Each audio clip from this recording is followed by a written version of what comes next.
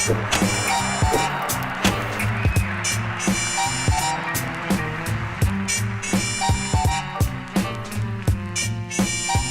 jetzt wieder willkommen auf dem roten Sofa beim GMK-Forum 2018. Und bei mir begrüße ich jetzt Anna-Maria Kamin. Hallo. Hallo. Sie sind Juniorprofessorin in Bielefeld. Und genau. Sie haben heute schon einen Impuls gegeben. Wir haben ja gerade Auftakt gefeiert beim GMK-Forum. Und Sie haben was gesagt zu digitaler Teilhabe. Bildung inklusiv, individuell, transdisziplinär. Was genau ist da passiert, Frau Kamin? Ich weiß es nicht. Ja, das war ein umfangreicher Titel.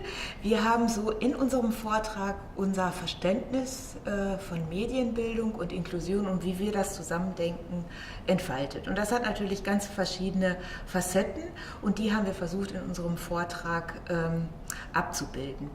Ja, transdisziplinär, das war ganz zentral und vielleicht deswegen, wir haben es ja einmal mit Medienbildung, Digitalisierung und Inklusion. Das sind aus meiner Sicht also zwei bildungspolitische Megatrends und die wir so in unserem Themenfeld zusammengebracht haben. Und beides sind Querschnittsthemen. Medienpädagogik, Medienbildung als integrative Disziplin in allen Bildungsprozessen entlang der Lebenskette, zwar auch als separates Lernen über Medien, aber vielfach eben als integrative Disziplin. Genauso ist es mit Inklusion, muss auch quer gedacht werden. Und da wird schon deutlich, wenn ich jetzt zwei große Megatrends habe, beides Querschnittsthemen, die ich dann noch zusammendenke. Also irgendwo haben wir den Querschnitt des Querschnitts und das macht von uns aus diese Transdisziplinarität her, dass wir uns in unserem Verständnis, in unserem Ansätzen bedienen müssen aus Konzepten und Methoden, Theorien aus ganz verschiedenen Disziplinen und die zusammenführen müssen und weiterentwickeln. Und was ist da so Ihre Vision? Also Sie haben eben schon gesagt, großes Querschnittsthema, da müssen viele Menschen auch einfach erstmal an einen Tisch und gemeinsam sich Visionen geben. Was ist denn so Ihre Bildungsvision? Wie könnte Bildung idealerweise aussehen, die all diese Aspekte abdeckt? Ja, das ist natürlich eine schöne Frage, ne? Aber jetzt darf man ja ruhig äußern. Also was mich halt auch sehr in meinen Forschungen beschäftigt, ist halt wirklich den Aspekt der Bildungsungleichheit.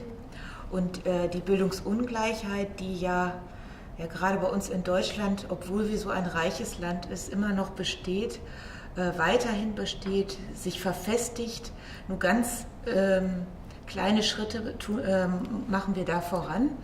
Und Medienbildung steht in der Gefahr, dass halt solche Tradierungen zwar nicht hervorgerufen werden, aber dadurch auch nochmal verfestigt werden können, verstärkt werden können.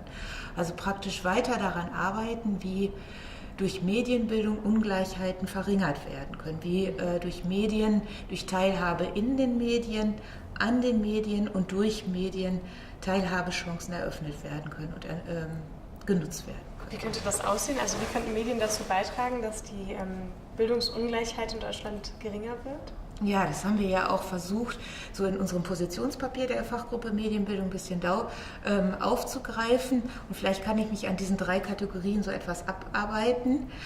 Teilhabe in den Medien, also auch die Medieninhalte müssen die Diversität, die Heterogenität der Bevölkerung abbilden, sollten Stereotypien, Stigmatisierungen vermeiden.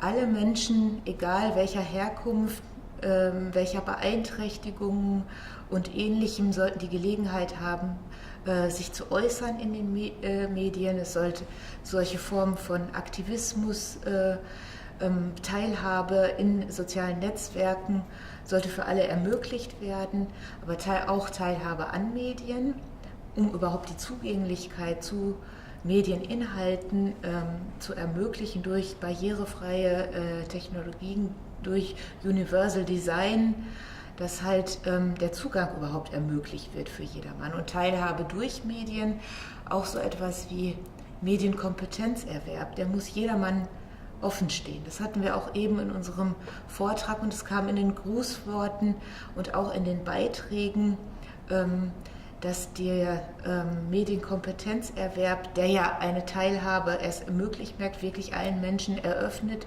wird. Auch zum Beispiel Menschen, die in Einrichtungen für behinderte Menschen leben und dort arbeiten. Ist ungefähr deutlich geworden, was ich damit meine? Ja, es ist auf jeden Fall ein riesengroßes Thema. Also ganz konkret, wie würde denn zum Beispiel ein junger Mensch, der jetzt zum Beispiel in einer Einrichtung lebt für behinderte Menschen, wie würde der in ihrer Vision anders leben und lernen als jetzt gerade? Ja, dass er einfach auch selber entscheiden kann, wie möchte ich, welche Medien möchte ich nutzen, dass ihm die Möglichkeiten, die wir auch alle haben, der Auswahl, der Entscheidung, dass ihm die auch offen stehen und dass er dabei unterstützt wird, die Medien zu nutzen.